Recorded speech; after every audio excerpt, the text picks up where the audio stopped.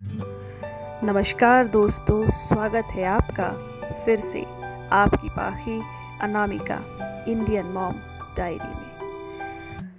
दोस्तों, आज हम बात कर रहे हैं बट सावित्री व्रत की, जो दिनांक 22 मई 2020 को पूरे उत्तर भारत में सुहागिनों के द्वारा मनाया जाने वाला बहुत बड़ा व्रत त्योहार है।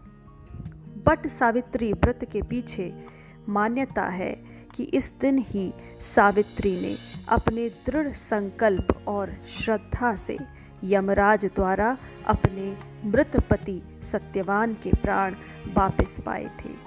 महिलाएं भी अपने पति की आयु और समृद्धि के लिए पूरे विधि विधान से पूजा करती हैं।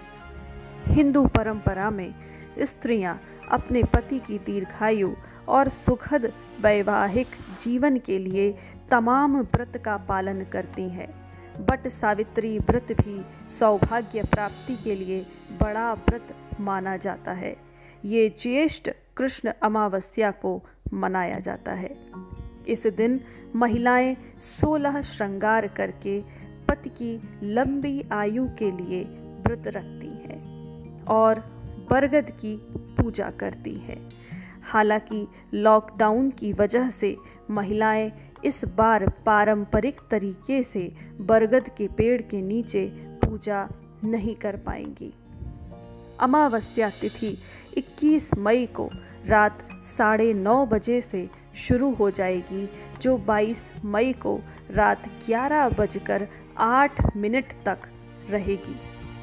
इसीलिए इस बार बट सावित्री व्रत 22 मई को ही पड़ रहा है। इस व्रत में नियमों का विशेष ख्याल रखना पड़ता है। इंग्लैंड में अमावस्या तिथि का प्रारंभ 22 मई 2020 की सुबह 3:05 से होगा और इसकी समाप्ति 23 मई सुबह 4:38 पर होगी। पौराणिक कथा के अनुसार इस दिन ही सावित्री ने अपने दृढ़ संकल्प और श्रद्धा से यमराज द्वारा अपने मृत पति सत्यवान के प्राण वापस पाए थे। महिलाएं भी इसी संकल्प के साथ अपने पति की आयु और प्राण रक्षा के लिए व्रत रखकर पूरे विधि विधान से पूजा करती हैं।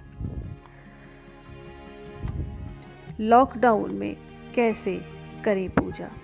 इस दिन बरगद के पूजन का विशेष महत्व है। मान्यता है कि ब्रह्मा, विष्णु, महेश और सावित्री भी बट वृक्ष में ही रहते हैं। लंबी आयु, शक्ति और धार्मिक महत्व को ध्यान रखकर इस वृक्ष की पूजा की जाती है। लेकिन इस बार लोगों को यह पूजा अपने घरों में रहकर ही करनी पड़ेगी। पूजा स्थल पर पहले रंगोली बना ले। इसके बाद अपनी पूजा की सामग्री वहाँ पर रख ले। अपने पूजा स्थल पर एक चौकी पर लाल रंग का कपड़ा बिछाकर उस पर लक्ष्मी नारायण और शिव पार्वती की प्रतिमा या मूर्ति स्थापित करें। बरगद के पेड़ की पूजा त्रिदेव के रूप में ही की जाती है।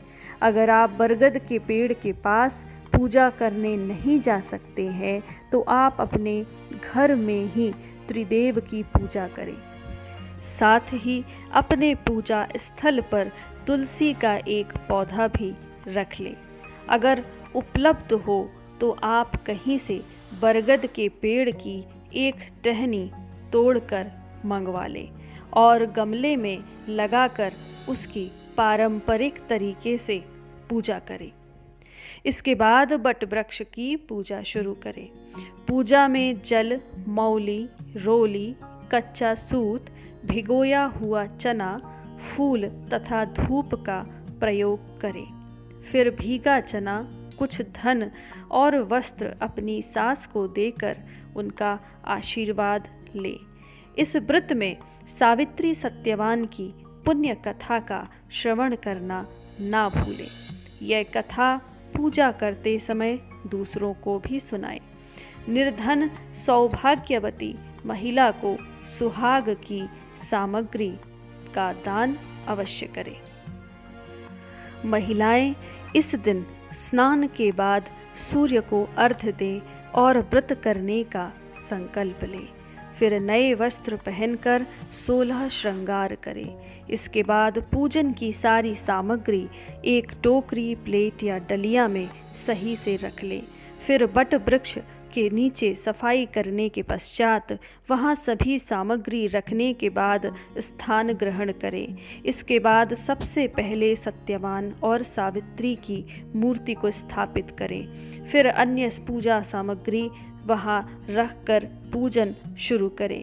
इसके बाद धागे को पेड़ से लपेटते हुए जितना संभव हो सके 5, 11, 21, 51 या फिर 108 बरगद के पेड़ की परिक्रमा करें। साथ ही सावित्री सत्यवान की कथा का श्रवण अवश्य करें। कथा कुछ इस प्रकार है। प्राचीन काल में मद्र देश के राजा अश्वपति संतान के सुख से वंचित थे। उन्होंने संतान प्राप्ति के लिए सावित्री देवी की पूजा की और कठिन यज्ञ करवाया। इससे उनके घर में कन्या का जन्म हुआ और राजा को संतान सुख की प्राप्ति हुई। राजा ने देवी के नाम पर ही अपनी पुत्री का नाम भी सावित्री रखा। सावित्री भी रूप की बेहद धनी थी। जवान होने पर सावित्री को साल्व देश के राजा के पुत्र सत्यवान से प्रेम हो गया। वहीं सत्यवान भी सावित्री के ऊपर पूरी तरह से आसक्त थे। फिर सावित्री के युवा होने पर एक दिन अश्वपति ने मंत्री के साथ उन्हें वर चुनने के लिए भेजा। जब वह सत्यवान को वर रूप में चुनने के बाद आईं, तो उसी समय देवर्षि नारद ने सभी को बताया कि महाराज द्युमत्त सेन के पुत्र सत्यवान की शादी के 12 वर्ष पश्चात मृत्यु हो जाएगी। इसे सुनकर राजा ने पुत्री सावित्री से किसी दूसरे वर को चुनने के लिए कहा, मगर सावित्री नहीं मानी।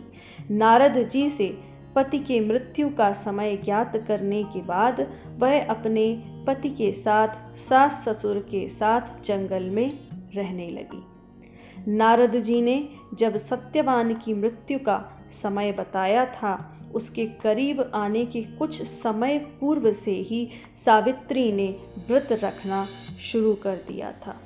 जब यमराज उनके पति सत्यवान को साथ लेने आए तो सावित्री भी उनके पीछे पीछे चल दी। इस पर यमराज ने उनकी धर्मनिष्ठा से प्रसन्न होकर वर मांगने के लिए कहा, तो उन्होंने सबसे पहले अपने नेत्रहीन सास ससुर के आँखों की ज्योति और उनके स्वस्थ होने की कामना की। फिर भी सावित्री को पीछे आता देख दूसरे वर में उन्हें यह वरदान दिया कि उनके ससुर का खोया राजपाट वापस मिल जाएगा। आखिरी में सावित्री ने 100 पुत्रों का वरदान मांगा। चतुराई पूर्वक मांगे गए वरदान के जाल में फंसकर यमराज को सावित्री के पति सत्यवान के प्राण वापस करने पड़े। यमदेव ने चने के रूप में सत्यवान के प्राण लौटाए थे। इसीलिए प्राण रूप में बट सावित्री व्रत में चने का प्रसाद अर्पित किया जाता है। तो सखियों, ये थी आज की बट सावित्री व्रत कथा। इति पूर्णम इति संपूर्णम।